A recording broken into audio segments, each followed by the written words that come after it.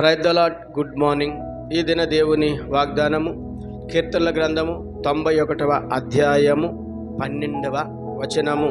నీ పాదములకు రాయి తగలకుండా వారు నిన్ను తమ చేతుల మీద ఎత్తి పట్టుకుందురు.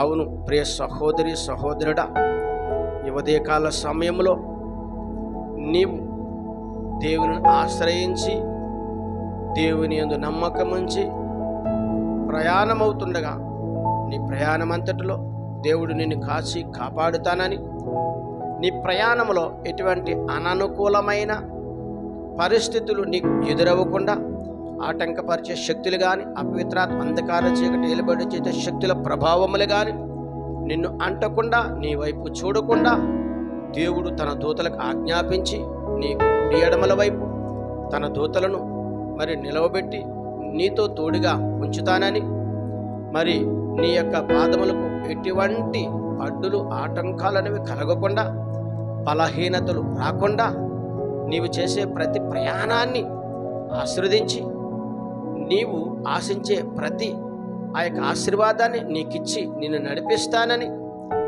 నీ యొక్క పాదములకు ఎటువంటి బంధకాలు లేకుండా, నీ అడుగులలో ఎటువంటి బంధకాలు లేకుండా, మరి నా వాక్యము నీ పాదములకు దీపమని ఆయన చెబుతున్నాడు కనుక, మరి ఆయన వాక్యమనే వెలుగులో నీవు నడుస్తున్నావు కనుక నీకు ఎటువంటి అడ్డులు ఆటంకములు రాకుండా, ఎటువంటి అననుకూలమైన పరిస్థితులను ఎదురవ్వకుండా దేవుడు నిన్ను నడిపిస్తానని, నిన్ను దీవించి ఆశీర్వదిస్తానని ప్రభుయేసుక్రీస్తు వారి దినము తన యొక్క వాగ్దానము ద్వారా నీతో మాట్లాడుతున్నారు. ఆమెన్.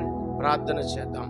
సకల ఆశీర్వచనములకు కారణభూతుడైన మా యేసు ప్రభువా, నీ ఘనమైన నామానికి స్తుతులు స్తోత్రాలునైనా, నీ సుందరమైన నామానికి లెక్కలేని వందనాలు.